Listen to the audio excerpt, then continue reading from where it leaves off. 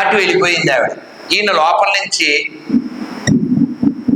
తాత మా అమ్మ వెళ్ళిపోయినట్టుంది, నన్ను పైకి తీవు అన్నాడు. ఈయన అన్నాడు, ఈ కొండ కలిగిన ఆయన పేరు ధనిబాలుడు. ఏం పేరు? ఇందాక ఆవిడ దద్దోజనం అంది కదండి, అప్పుడు చెప్తా అన్నది ఇదే. ఈ ధనిబాలుడు అన్నాడు, బయటికి తీయాలా అన్నాడు. తీయమా, అమ్మ వెళ్ళిపోయింది కదా అన్నాడు. నాకు మోక్షం ఇస్తే నేను బయటికి తీస్తాను. మోక్షమా? అంతంత పెద్ద మాటలు మాట్లాడితే నాకేం తెలుస్తాయి, చిన్న పిల్లోడిని కదా అన్నాడు. ఈయన అన్నాడు, నువ్వు ఎంత పెద్ద పిల్లోడో మాకు తెలుసు.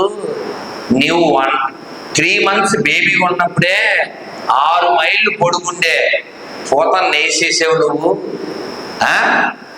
నువ్వు మోక్షమి, అప్పుడు నేను బయటికి తీస్తాను.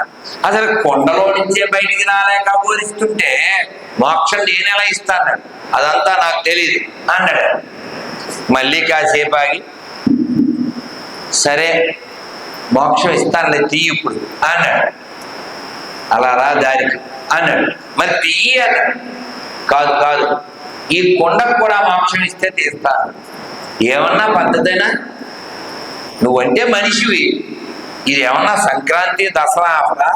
ఒకటి కంటే ఒకటి ఫ్రీ, 1+1 నీకు ఇచ్చారంటే ఒక అమ్మ దానికి ఎందుకు ఇవ్వాలి అన్నాడు కృష్ణుడు. అప్పుడు ఆయన చెప్పారు, నువ్వు ఎవరికైనా దొరుకుతావా? మీ అమ్మకి దొరికావా అసలు నువ్వు?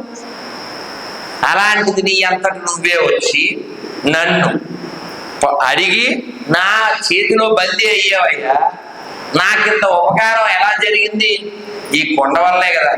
నాకింత ఉపకారం చేసిన కొండకి నేను ప్రత్యుపకారం చేయకపోతే ఎలాగే? అందుకని దానికి కూడా మోక్షం. కృతజ్ఞత కృతజ్ఞత. కృష్ణుడు అన్నాడు, సరే తదాస్తు అన్నాడు. ఇప్పుడు మీరు మాట్లాడండి. అసలు ఆ కొండకి నోరుందా? కళ్ళున్నాయా? చెవులున్నాయా? మరి దాని మోక్షం ఎందుకు వచ్చింది? అది దదివానుడు కొండ కాబట్టి. అంటే నువ్వు గొప్పోడై ఉండక్కర్లే, ఒక గొప్ప భక్తుడు భాగవతోత్తముడు నిన్ను నావాడు అనుకుంటే నువ్వు సక్సెస్. అదవుతుందా? మనం పెద్ద గొప్పవాడు అయిపోక్కర్లే, కానీ గొప్పవాడైన వాడు మన్ని ఇతరులు నావాడు అనుకోవాలి. అలా అనుకునేలా మనం జీవించాలి. అందుకని మనం భాగవతం వినాలి, రామాయణం చదవాలి. ఇవేవి పిల్లలకి చెప్పకపోవడం వలన ఎక్కడెక్కడో వాళ్ళ జీవితాలు